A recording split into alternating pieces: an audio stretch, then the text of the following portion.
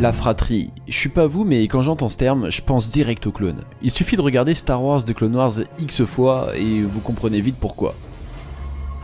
Bonsoir à tous, ici Tristan de la TAT, j'espère que vous avez la force et re-bienvenue dans cette toute nouvelle vidéo. Aujourd'hui nous allons voir pourquoi les clones sont plus forts que les Stormtroopers, et oui, accrochez-vous bien, on est parti. Nous ferons le maître des Jedi, enfin nous aurons notre revanche. Quelle bonne idée de venir vous joindre à nous. La fête est terminée. Tu étais l'élu, c'était toi. Allez Chico, on fait la gauche. Il faut bien que je vous sente ici. Je ne te décevrai pas, non. N'essaie pas. Fais-le. Ou ne le fais pas. Et il n'y a pas de... C'est un piège. Dis à ta sœur que tu avais raison. Quelle bonne idée de venir vous joindre à nous. Comme vous avez pu le voir en cliquant sur cette vidéo, le titre est bien « Pourquoi les clones sont-ils meilleurs que les Stormtroopers ?» et non « Qui est le plus fort entre les deux ?» Tout ça pour dire que dans cette vidéo, je serai un peu plus subjectif, étant un grand fan de l'armée républicaine, de la guerre des clones, mais surtout de cette prélogie qui est selon moi la meilleure trilogie. D'ailleurs, n'oublions pas que c'est la seule trilogie réalisée entièrement par George Lucas en personne. Vous êtes prévenus, je ne vais pas mettre en valeur les Stormtroopers aujourd'hui, mais bon, je pense que je suis pas le seul. On va commencer par une vérité, les Stormtroopers ne savent pas viser, et oui. Pourquoi? Vous pouvez aller voir la vidéo qu'Antoine a réalisée à ce sujet, mais évidemment, l'entraînement n'est pas le même. De plus, il faut savoir que le clonage est très cher. Le processus de clonage en lui-même coûte cher, mais il n'y a pas que ça. Les clones sont entraînés depuis leur plus jeune âge. Par conséquent, il faut aussi les nourrir, les héberger, et ça rajoute encore des frais à notre chère armée de clones. Donc une armée de clones, ça coûte très cher. Mais les Stormtroopers, eux, c'est différent. On le voit dans Solo, Star Wars Story. Solo dit « Bonjour, je m'appelle Han, je suis tout seul et je serai le meilleur pilote de toute la galaxie » et l'officier lui répond « Parfait monsieur Solo, vous êtes pris ». Donc on peut vraiment rejoindre l'Empire à n'importe quel moment en fait. Ce qui fait qu'à la fin on se retrouve avec une armée composée de plusieurs milliards de Stormtroopers, certes, mais des Stormtroopers bien moins entraînés que les clones. Mais est-ce que c'est pas mieux finalement? Le but d'un empire, c'est de soumettre toutes les galaxies. Pour cela, il faut juste beaucoup de soldats. Ça ne sert à rien d'être surentraîné. Les clones, eux, ils sont déjà en guerre. En guerre contre les séparatistes. Vous voyez ce que je veux dire? La confrontation n'est pas la même. Tout ce qu'il faut, c'est être imposant. Et il est donc stratégique de privilégier la quantité sur la qualité. C'est normal.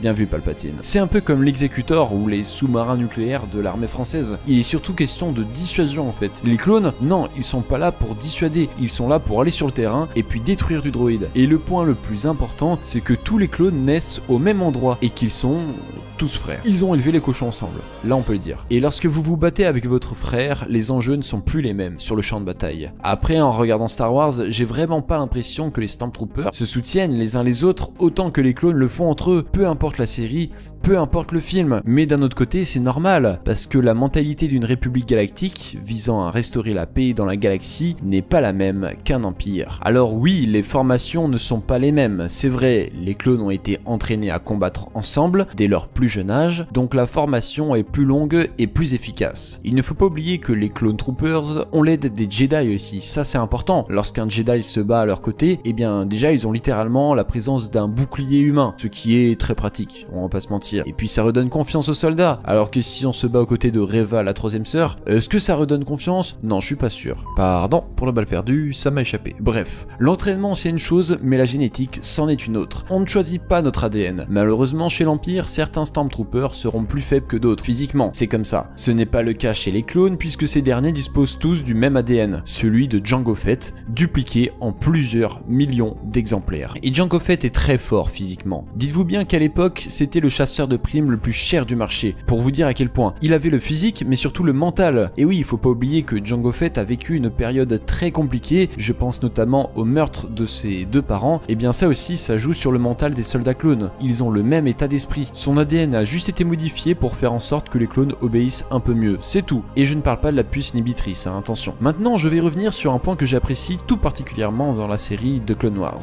C'est qu'on comprend la motivation des clones. Je pense par exemple à Five et Echo qui veulent devenir des soldats ARC Troopers et au final vont finir par y arriver après travail et motivation. Ils ont cette mentalité d'aller encore plus loin et c'est ça qui est beau. À présent, dites-moi si je me trompe, mais je n'ai jamais vu ça une seule fois chez un Stormtrooper. Un autre événement qui m'a aussi marqué par exemple, c'est lorsque la sénatrice Chuchi arrive au bar de clones dans la saison 2 de The Bad Batch, et qu'elle demande aux clones s'ils ont déjà pensé à ce qu'ils feront lorsqu'ils seront trop vieux pour se battre. Et c'est là où un clone répond qu'ils ont jamais été formés pour penser à ce genre de choses. Vous vous rendez compte à quel point c'est fort? Imaginez un peu comment on les conditionne pour le champ de bataille. Même quand on leur dit vous pouvez prendre votre retraite, ils veulent encore se battre. La bagarre. Bon les amis, c'est déjà la fin de cette vidéo, j'espère que ça vous aura plu. Si c'est le cas, je vous invite à lâcher le pouce bleu de l'espace pour le référencement de la chaîne, mais surtout à vous abonner en activant la petite cloche pour ne pas louper les prochaines vidéos. Je vous invite également à nous suivre sur les différents réseaux sociaux, nous sommes beaucoup actifs sur Instagram et TikTok. On va l'être de plus en plus sur Twitter. De mon côté, je vous dis à très bientôt pour une prochaine vidéo. C'était Tristan de la TAT. Prenez soin de vous et que la force soit avec vous. Toujours. Allez, ciao.